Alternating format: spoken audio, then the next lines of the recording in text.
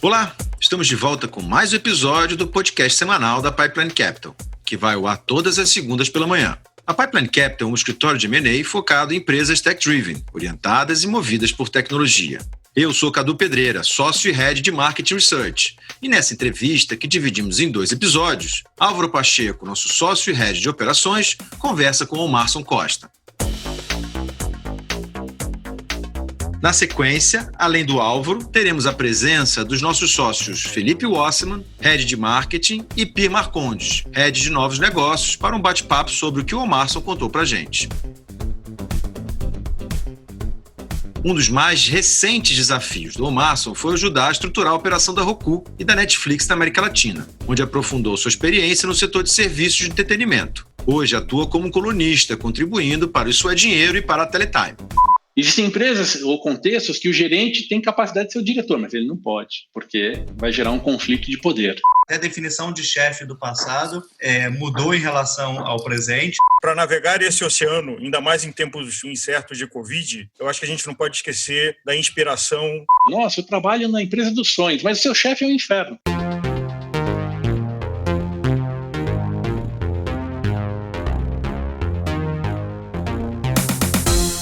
Ô Marson, obrigado, bem-vindo ao podcast da Pipeline Sob Controle. Obrigado pela sua presença conosco nesse programa. Obrigado, Álvaro. Para os nossos ouvintes, vamos começar falando um pouco sobre a pessoa física profissional, o Marson. E você tem uma história única, porque você viveu dentro de uma grande corporação em momentos de grandes mudanças, que foi a Vivo. Depois você foi um elemento do primeiro time de cabeça de praia da Netflix no Brasil, /América Latina. E daí você evoluiu para traduzir o Brasil para outros players do mundo de OTT. Tem uma visão única e privilegiada do que acontece em distribuição de conteúdo nas diferentes plataformas. Então, aí a gente fala de OTT, Pay TV, cinema, televisão. E dentro dessas suas diferentes jornadas, o que você se percebe que mudou o teu estilo de gestão, o seu comportamento em gerir pessoas e tarefas e projetos? Bom, a fase que eu trabalhei para as organizações mais maduras, como a HP, a Nokia, eu trabalhei também para a Nokia, e aí para a Vivo, para a Microsoft, eu trabalhei em toda a cadeia de telecom, né? Fabricante, operadora e depois software dentro do universo telecom, e para a Mastercard também. Essas companhias todas, elas são pautadas basicamente por decisões hierárquicas, ou seja, é o topo da pirâmide que decide as coisas e você vai, de uma certa maneira, seguindo as regras e cumprindo regras. A Netflix, ela foi a primeira empresa que eu trabalhei que tinha uma cultura muito única e que exercia aquela cultura de fato, não era uma coisa teórica, né?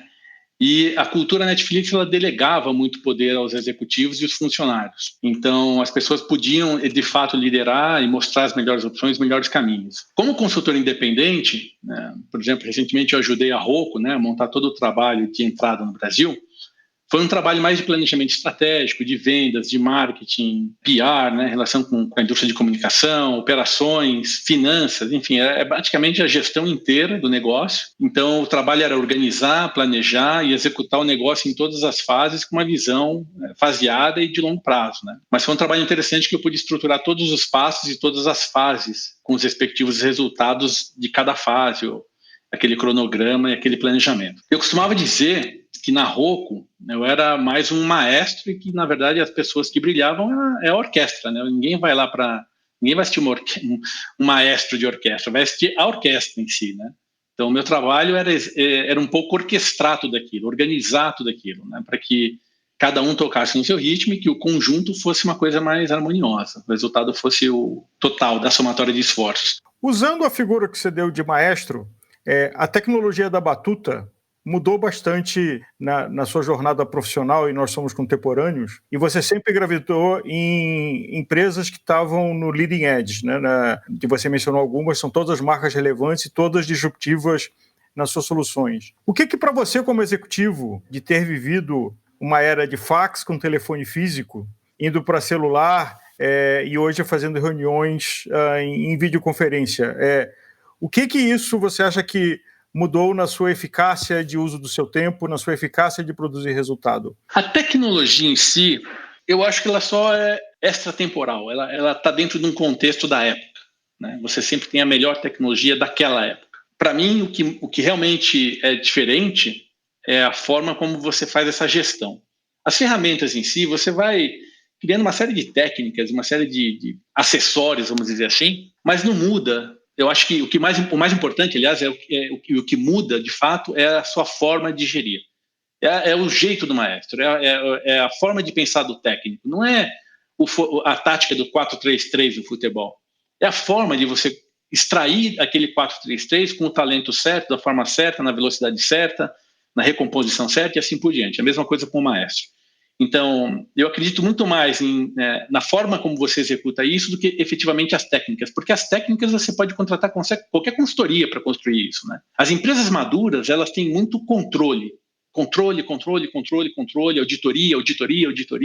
compliance. O tempo inteiro é isso que se faz, né? Eu tenho uma brincadeira que eu gosto de dizer das empresas maduras e que reflete um pouco dessa tecnologia versus gestão, que eu acho que é um falso dilema. Analista analisa, gerente gerencia e diretor dirige. Isso não muda, de uma certa maneira. Mas muda, por exemplo, numa cultura. Existem empresas que o analista pode ser um gerente, mas ele não pode. Ele tem potencial mas ele não pode, né? Porque vai roubar o palco do gerente. Existem empresas ou contextos que o gerente tem capacidade de ser o diretor, mas ele não pode, porque vai gerar um conflito de poder. É uma quebra de hierarquia. Então, de uma certa maneira, isso limita o potencial das pessoas, né? E no médio prazo, nas organizações, os profissionais com iniciativa, eles vão deixando a empresa, até porque eles têm iniciativa. E aqueles profissionais que costumam seguir ordens vão ficando. Então, você acaba perdendo o talento bom e mantendo o talento medíocre. E medíocre não é uma ofensa. Medíocre é mediano, é a média. É ok. É o nota 6 para passar, né? Nota 7 para passar. Mas aquele profissional top 10, né, o que tira nota 10, ele não costuma ficar nesses tipos de ambiente muito rígidos, né? Então, não é tanto... eu não acredito muito na ferramenta em si, na forma que você, por exemplo, uma videochamada, né? O cara que estava acostumado a fazer ingerência e fazer micromanagement, ele continua fazendo por videoconferência. É o estilo dele. Enquanto que existem gestores que, independente do fax ou da videochamada, ele consegue extrair o melhor do time, vamos dizer assim. Então, eu acredito realmente que a cultura, o contexto e o processo é mais relevante do que as ferramentas em si. A cultura Netflix é muito isso, por exemplo. Ela trabalha muito a questão da liberdade com responsabilidade. Ela retira o máximo possível das pessoas. E é isso que faz a companhia ser diferente de relação às demais, né? A principal ferramenta de gestão, na verdade, é a comunicação com o seu time. Se você mandava fax antes, ou se você mandava telégrafo, ou se você a forma como você manda, eu acho que tem a ver com o contexto da época, mas a maneira como você exerce aquilo, a maneira como você influencia suas equipes, a maneira como você lidera essas pessoas, o talento humano ele não tem uma regra, as ferramentas não seguem essa lógica. O talento humano sempre vai sair fora da regra.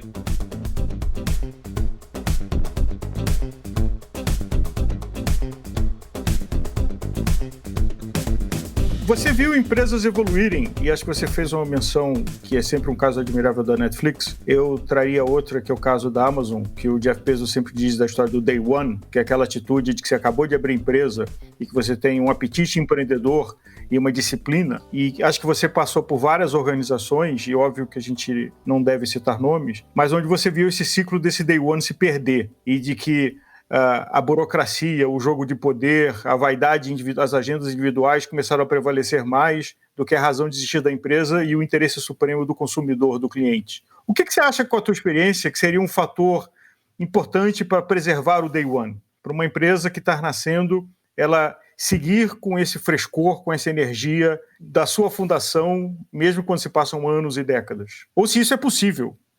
A Netflix, por exemplo, está aí, é uma empresa que tem o quê? 20 anos, 30 anos? 23 anos para ser exato. Eu costumo dizer que, aliás, não é o que eu digo, né? Essa frase é uma frase conhecida no mundo da gestão, né? É melhor você ter um bom chefe numa empresa ruim do que um mau chefe numa empresa boa. Muito da empresa é o seu líder, é o seu chefe, é a pessoa com quem você trabalha no dia a dia. Chefes ruins minam qualquer grupo e, em geral, dependendo da cultura da organização, aquilo é uma cascata, né? Então, o presidente mantém os vice-presidentes, sei lá, por relacionamento, porque tem melhor relacionamento, não necessariamente é o melhor. Imagina sempre que você faça a seguinte pergunta, a cada 3 meses, tá? A cada 3 meses, você faça a seguinte pergunta. A pessoa que eu contratei é realmente a melhor? É o melhor vice-presidente que eu posso ter? A cada 3 meses. Imagina que o vice-presidente olhe para todos os seus diretores e a cada 3 meses ele pergunta, será que esse é o melhor diretor que eu posso ter? E assim você vai rodando essa mesma pergunta até chegar lá na ponta. Se você exercita essa pergunta o tempo inteiro, que é melhor ter um bom chefe numa empresa ruim, numa empresa em dificuldade, né? Quando eu digo ruim, não é que a empresa em si é ruim, mas uma empresa que está passando por uma transformação, um momento difícil, etc., do que você ter um excelente, um chefe, um líder muito ruim, né? Meio tóxico, um líder que gosta de ser estrela, um líder que é reativo, dentro de uma empresa boa. Nossa, eu trabalho na empresa dos sonhos, mas o seu chefe é um inferno. A sua relação é um inferno. Então, eu acredito muito que o talento humano vai fazer cada vez mais diferença no século XXI e nessas novas organizações, mas as organizações tradicionais, as incumbentes do século XX, ainda mantêm enraizado aquela questão eu chamo de amigograma, né? Então você vai chamar aquela pessoa que você se dá melhor. Eu não quero ter a pessoa que eu tenha a melhor relação. Eu posso ter conflito com ela o tempo inteiro, desde que as decisões sejam as melhores. Eu sempre brinco que para você, isso eu digo mesmo, é uma frase que eu sempre falo em palestra, inclusive. Para você construir um avião, você precisa de muita gente otimista, né? Se você pensar no século passado, alguém falar, não, vou voar a 10 quilômetros de altitude, o cara tem que ser muito otimista, você concorda? Então, para você fazer um avião, você precisa de muitos otimistas. Mas, para fazer o paraquedas, você precisa de um pessimista. Né? Então, basta um cara falar, pô, isso aí não vai funcionar, não.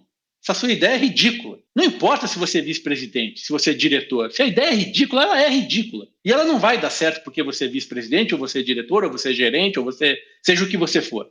A ideia é ridícula, ela vai continuar sendo ridícula. E ela não vai dar certo. E muitas empresas insistem nisso, né? Até porque, de uma certa maneira, ele contrata a consultoria vai pegar um monte de práticas padrões, vai gerar um monte de slides padrões e vai criar um plano padrão. Ninguém vai sair do script, vamos dizer assim. Isso não significa que são boas decisões. Isso não significa que você tem os melhores talentos. Isso não significa que, de novo, você vai olhar para o lado e você é o CEO e você fala assim, eu tenho 5 vice-presidentes. Esses 5 caras são realmente o melhor que eu posso ter na minha indústria? É o meu como que falava lá na época da NBA, né? O Dream Team. É o meu Dream Team?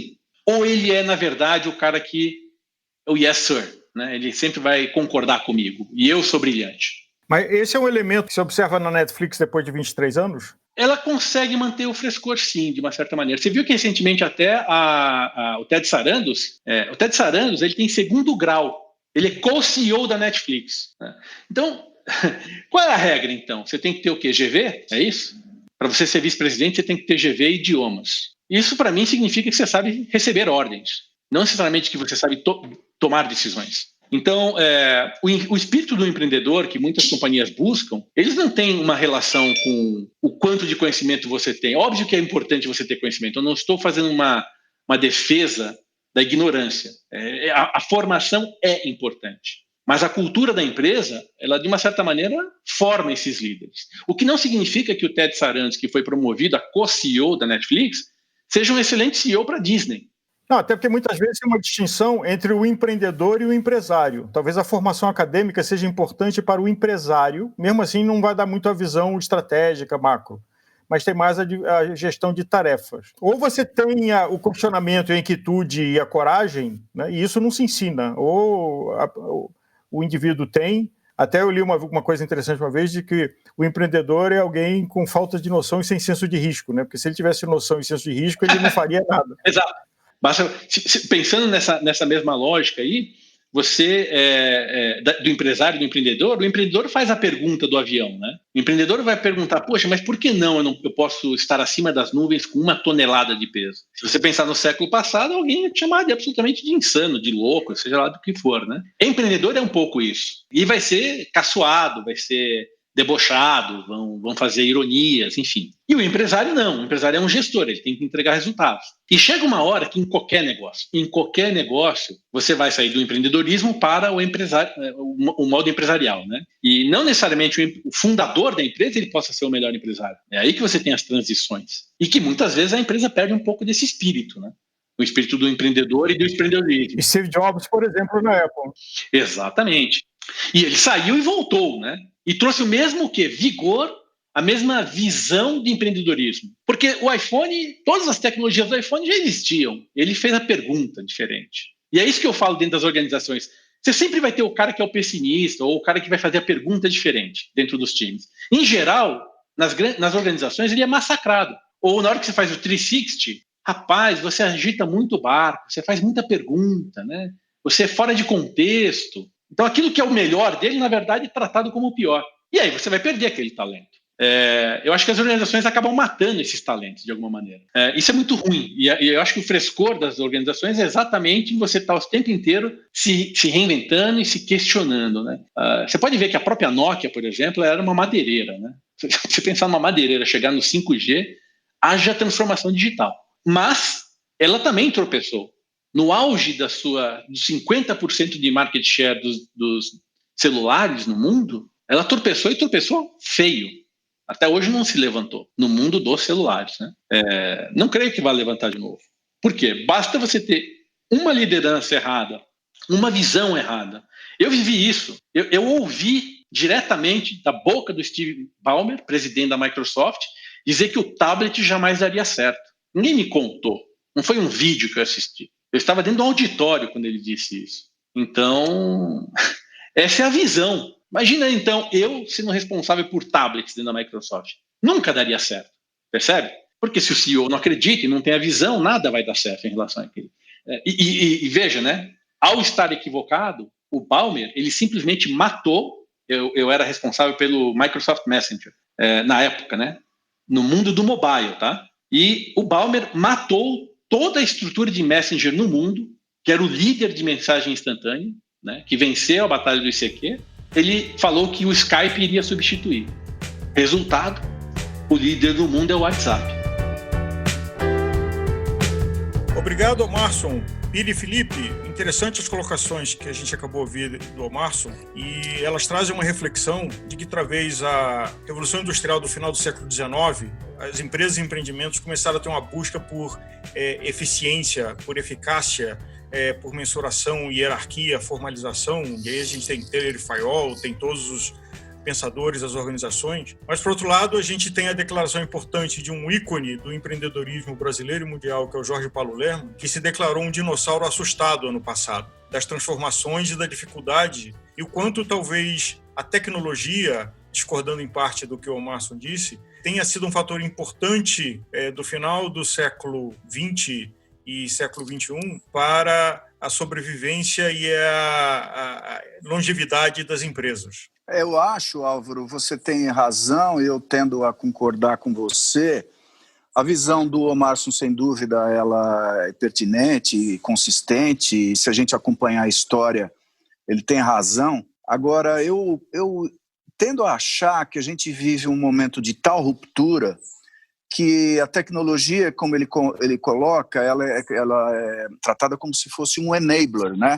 Ela está ali, ela nos serve como instrumento de transformação, ou plataforma de gestão, ou o que seja, mas ela é um instrumento. Como ele diz, ela é fruto da época, e ele tem razão. Agora, o mundo de hoje está tão doido, tão veloz, e a tecnologia tão absurdamente evolutiva, numa velocidade que a gente não está conseguindo acompanhar, os homens em geral, né? E as empresas também, e os gestores também, que é o assunto, né?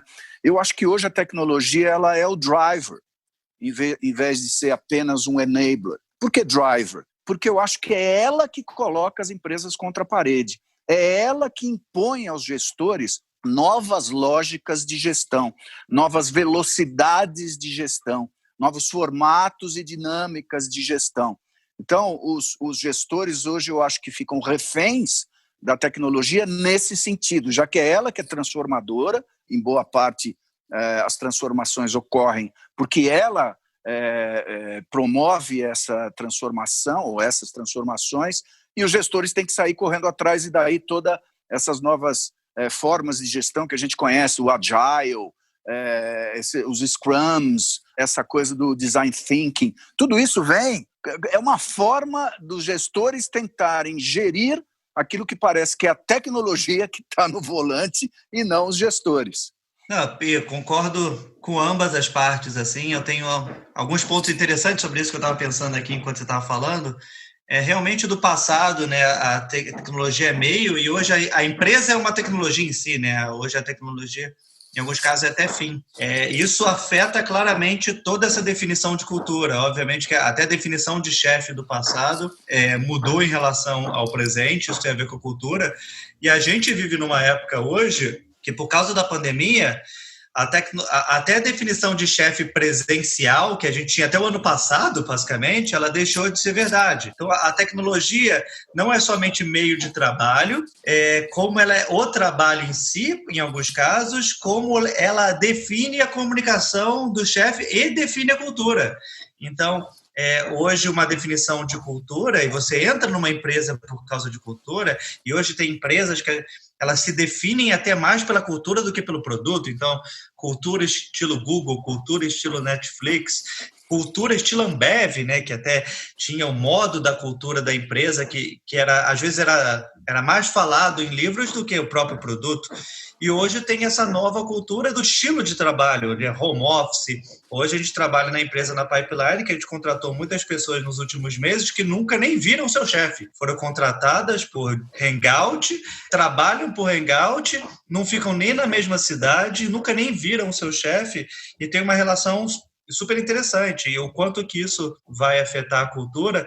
Mas um ponto muito importante que ele falou e que eu achei muito interessante, é essa visão que a gente nunca para pensar, que tipo, cada época que você vive, você acha que você está no auge da tecnologia.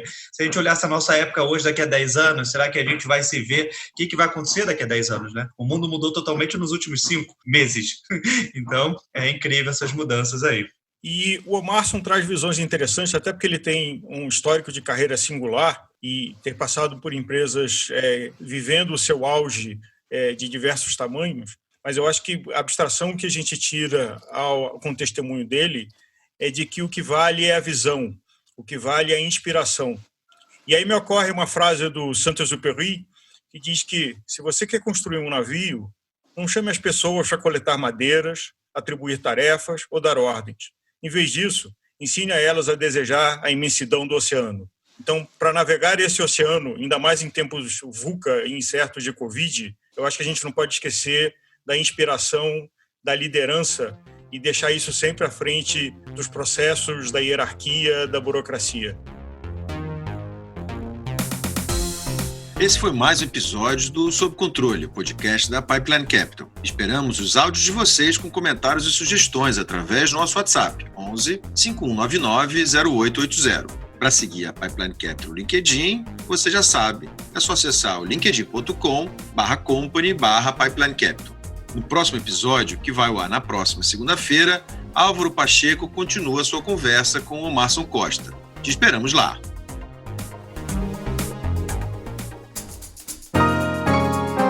Este podcast contou com a produção executiva de Risa Soares, edição e sound design de Luiz Felipe Lamusse e trilha e identidade sonora de Frederico Eliodoro.